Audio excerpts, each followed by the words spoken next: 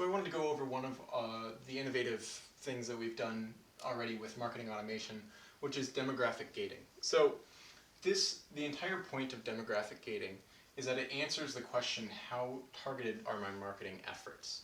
And specifically in B2B, there's a big difference between someone who fills out a form and someone who fills out a form that also has a qualified company attached to them. Because students and PR and mom and pop shops have no actual value to your marketing efforts.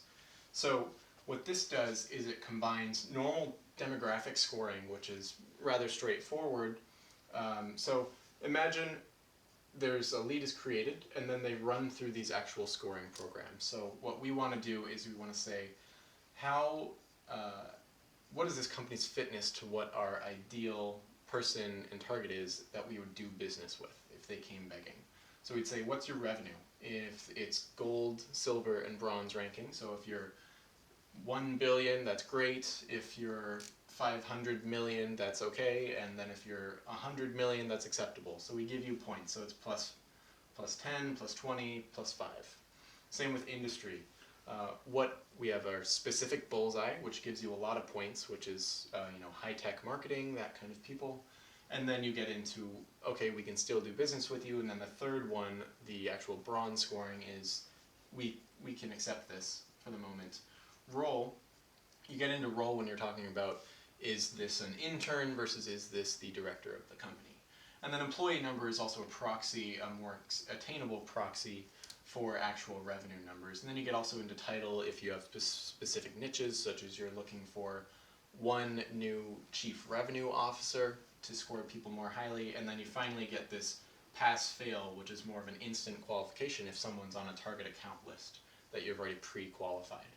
So the ways that you get this, you have a lead created right here, and then they fill out a form. So they can have progressive profiling forms where you ask these specific questions, they give you to them one at a time. Or you can do a data enrichment such as Marketo's real-time personalization, or you can use Inside View, or you can use Reachforce, demand-based. There are a lot of options. And then get this information. Try to get as many of them as possible. So what this does is this just increments the scores for the demographic score overall. And then once it runs through all of these, they're all daisy-chained together to the score, then it runs into a gating program. And what this does is it says, all right, there are 3 options. There are 3 places that you can go. The first place is if your demographic score is above our arbitrary threshold, in this case 30.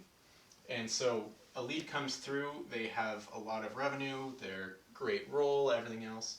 We come through here and we say your demographic score is greater than 30, therefore we're going to mark you as demographically qualified. You're going to get the pass campaign.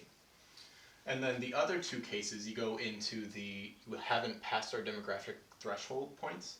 And then it comes into a second question of, do we want to enrich you? This is where you can actually bring in third-party enrichment and not just slap it onto the top, but be able to bottleneck the amount that you're paying of leads that you're enriching. So in this specific situation, you might say, I only want to enrich leads who are coming in through online advertising so we can judge an actual cost per qualified lead.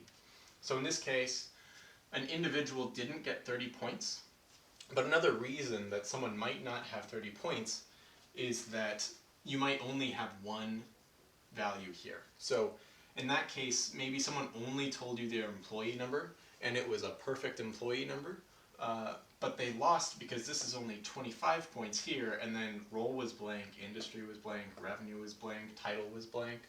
And so in that case, they're not failing. They aren't technically failed. We just need more information. And so in that sense, you say, okay, you're not 30 points or greater, but we do want to enrich you. And so in this case, you can actually spin off a request to data enrichment, such as Inside View for marketing, get more information about them, get all of these values, and then run them through the scoring again. So then when they go through this, it will add points, but now that they have actual values, they'll be able to definitively either pass or fail. So then the third option is someone is not in the enrichment category, or they've already been enriched, and they did not pass, and then they turn into the fail campaign. And this is something where when you're fine-tuning the system to start, you actually spin off a task to a business development rep, a sales development rep, to go double check this individual. And that ends up being a feedback loop so that you can improve and fine-tune this entire gating process. But the point of demographic gating is that you can actually tell how targeted your marketing efforts are by the percentage of people who are demographically qualified, coming from social, coming from paid social, coming from SEM, all of the different options, and determine by channel and by marketing initiative how targeted your efforts are.